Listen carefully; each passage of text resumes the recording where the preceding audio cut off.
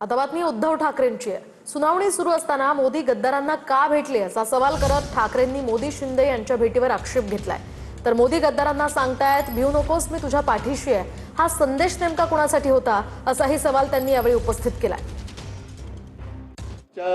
केसची सुनावणी सुरू असताना जे पंतप्रधान जेनझीना नाही भेटले ते पंतप्रधान गद्दारांना भेटतायत आणि गद्दारांना सांगतात की भिवू नका, मी तुमच्या पाठीशी आहे।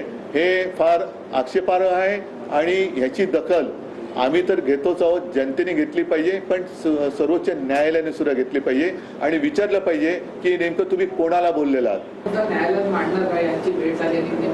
नाही, आम्ही ते मांडू आता, पण हे मी जनतेच्या न्यायालयात तर पहिल्या प्रथम मांडतोय, जनतेच्या न्यायालयात आपल्या माध्यमातून मी मांडतोय आणि हे आक्षेपार्ह आहे।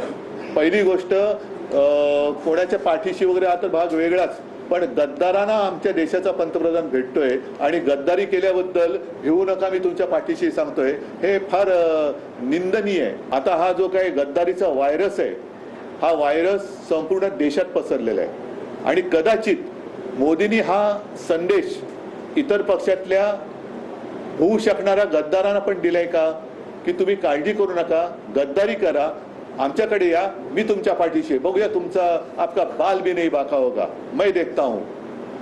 तर असा हा संदेश किंवा ही धमकी मोदींनी कोणाला नक्की दिले?